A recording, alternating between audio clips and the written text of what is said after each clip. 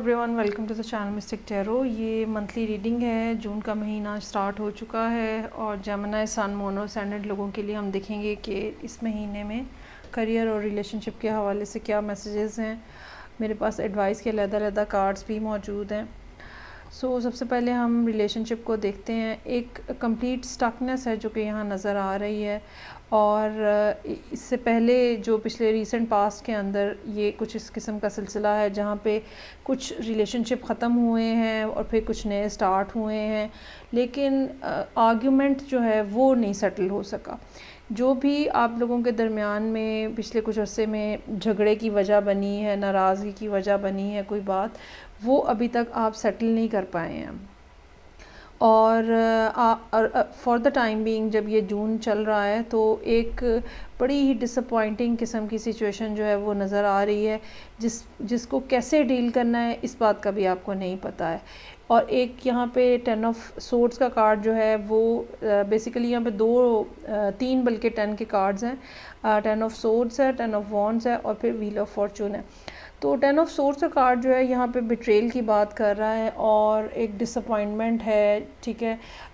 जो भी आप दोनों के दरमियान में कुछ बातचीत हुई है उसके साथ जो है कुछ ना कुछ इस तरह की चीज़ें अटैच्ड हैं जो कि वर्बल हो सकती हैं, कुछ लव्स, कुछ बातें जो कि पेनफुल हैं।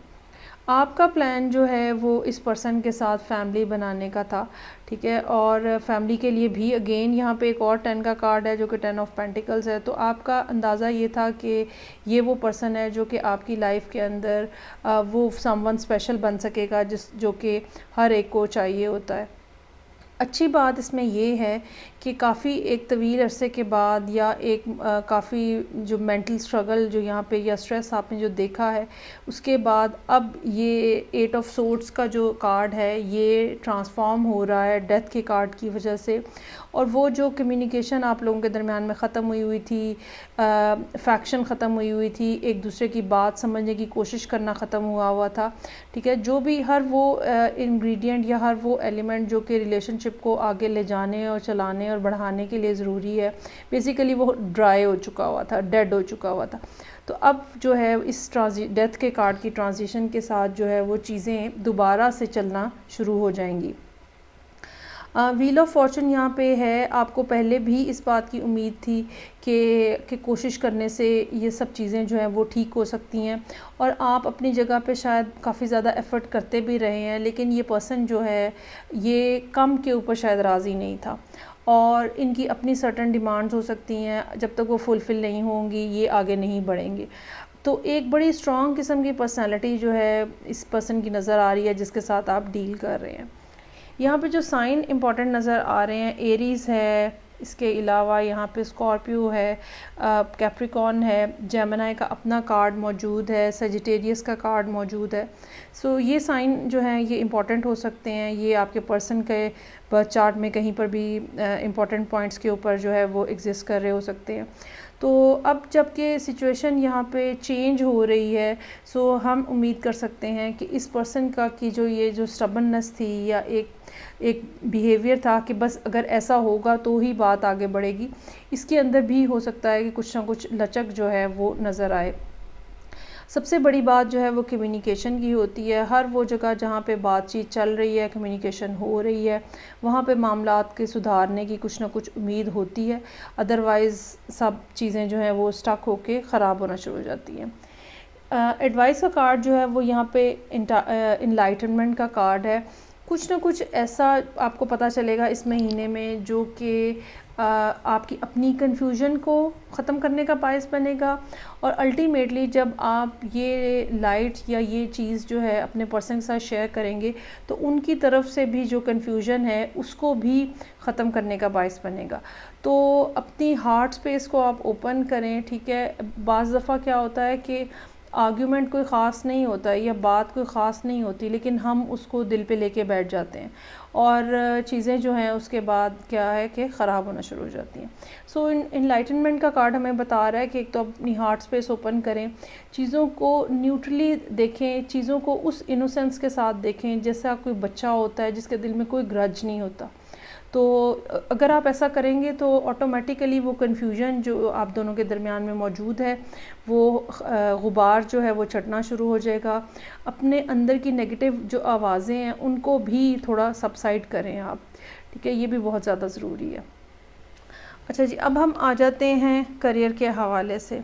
करियर के जो मामलात हैं वहाँ पर भी सिचुएशन ऐसी नज़र आ रही है, ब्रोकन हार्ट का कार्ड मौजूद है जो कि डिसअपॉइंटमेंट को शो कर रहा है। एक तरफ ये है 10 ऑफ सोर्ड्स है, ठीक है, पेन है, हार्ट एक है, बैक स्टैबिंग है, और दूसरी तरफ ब्रोकन हार्ट है, वेरी मच डिसअपॉइंटेड।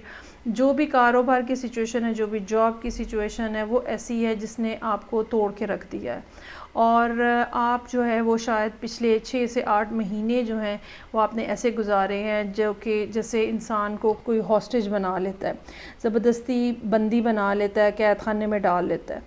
जहाँ तक काम के हवाले से बाकी मामलात हैं वहाँ पे उनके अलावा जो कोई फैमिली मनी है वहाँ वो भी यहाँ पे एक इम्पॉर्टेंट रोल जो है वो प्ले कर सकती है। आपको यकीन है या तो आपको कहीं से कोई पैसे आने हैं या ये फैमिली मनी हो सकती है जिसके बारे में यकीन है आपको कि इसके आने से मामलात आपके जो हैं वो सुधर सकते हैं।